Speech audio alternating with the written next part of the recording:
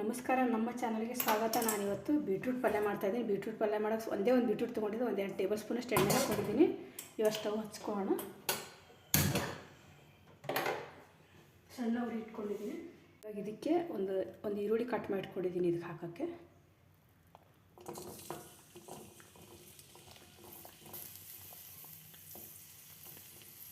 ಇದು 1-2 ಎಲೆಯಷ್ಟು ಕರಿಬೇವು ಹಾಕ್ತಾಯಿದ್ದೀನಿ. ಇದನ್ನು ಮಿಕ್ಸ್ ಮಾಡ್ತೀನಿ. ಸ್ವಲ್ಪ ಫ್ರೈ ಮಾಡ್ಕೊಳ್ಳಿ. ಸಾಸಿವೆ ಜೀರಿಗೆ ಅಂತ ಏನೂ ಬೇಕಾಗಿಲ್ಲ ಇದಕ್ಕೆ. ಬೀಟ್ರೂಟ್ ಪಲ್ಯ ತುಂಬ ಚೆನ್ನಾಗಿರುತ್ತೆ, ನೋಡೋಕೆ ತುಂಬ ಸಿಂಪಲ್ಲು. ಆದರೆ ಇದು ಸ್ವಲ್ಪ ಗಟ್ಟಿಯಾಗಿರೋದ್ರೆ, ಫ್ರೆಶ್ ಆಗಿರೋದ್ರಾಗೆ ಮಾಡಬೇಕು ಬೀಟ್ರೂಟ್ ಪಲ್ಯ. ಇಲ್ಲಾಂದರೆ ಸ್ವೀಟ್ ಬಂದುಬಿಡುತ್ತೆ, ಅದು ಚೆನ್ನಾಗಿರಲ್ಲ. ನೋಡಿ, ಒಂದು ಬೀಟ್ರೂಟು ಮೇಲಿನ ಸಿಪ್ಪೆಲ್ಲ ತೆಗೆದು ತೊಳೆದು ಕಟ್ ಮಾಡ್ಕೊಂಡಿದ್ದೀನಿ.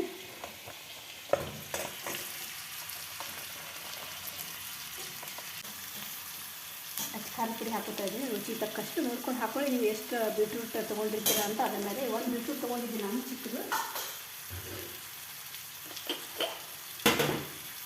ಇದು ಸ್ವೀಟ್ ಆಗುತ್ತೆ ಅಂತ ಎಷ್ಟು ಜನ ಮಾಡೋದಿಲ್ಲ. ಅದು ಸ್ವೀಟ್ ಯಾವಾಗ ಆಗುತ್ತೆ ಅಂದರೆ ಒಂದು ಸ್ವಲ್ಪ ಮೆತ್ತಗಾದ್ಮೇಲೆ, ರುಚಿ ತಕ್ಕಷ್ಟು ಉಪ್ಪು. ಮೆತ್ತಗಾದ್ಮೇಲೆ ಸ್ವೀಟ್ ಆಗುತ್ತೆ. ಅದು ಫ್ರೆಶ್ ಆಗಿದ್ದಾಗ ಏನು ಸ್ವೀಟ್ ಆಗೋಲ್ಲ. ಚೆನ್ನಾಗಿ ಎಣ್ಣೆ ಫ್ರೈ ಮಾಡ್ಕೊಳ್ಳಿ.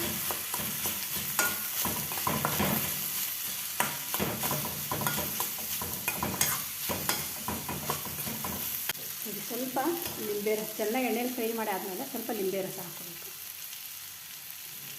ನೋಡಿ, ಎಷ್ಟು ಹುಳಿ ಬೇಕು ನೀವು ಅದು ನೋಡ್ಕೊಂಡು ತೊಗೊಂಡು ಹಾಕ್ಕೊಳ್ಳಿ.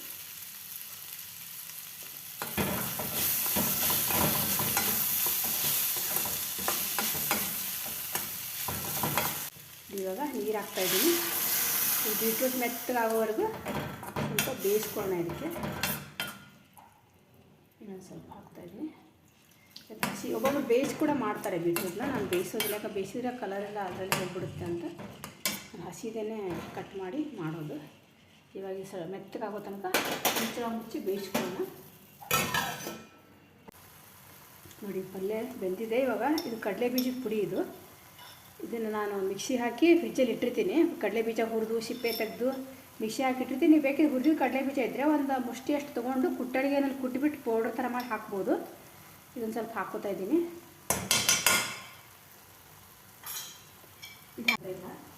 ಇದು ಸ್ವಲ್ಪ ಕಡಲೆ ಬೀಜದ ಪುಡಿ ಹಾಕಿದ್ರೆ ಸ್ವಲ್ಪ ಟೇಸ್ಟ್ ಜಾಸ್ತಿ ಬರುತ್ತೆ ಅಷ್ಟೇ. ಇದೆಲ್ಲ ಚೆನ್ನಾಗಿ ಮಿಕ್ಸ್ ಮಾಡ್ಕೊಂಡು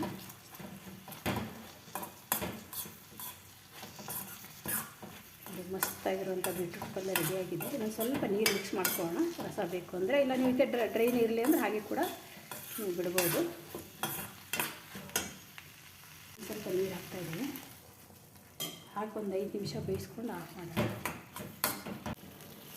ನೋಡಿ, ಇದು ಆಫ್ ಮಾಡ್ತಾಯಿದ್ದೀನಿ. ಆಗ ಪಲ್ಯ ರೆಡಿಯಾಗಿದೆ. ಬೀಟ್ರೂಟ್ ಪಲ್ಯ ರೆಡಿಯಾಗಿದೆ. ಇಷ್ಟ ಆದರೆ ದಯವಿಟ್ಟು ಸಬ್ಸ್ಕ್ರೈಬ್ ಮಾಡ್ಕೊಳ್ಳೋದನ್ನು ಮರಿಬೇಡಿ. ಸಪೋರ್ಟ್ ಮಾಡಿ. ಇಷ್ಟ ಆದರೆ ಲೈಕ್ ಮಾಡಿ. ನಮಸ್ಕಾರ.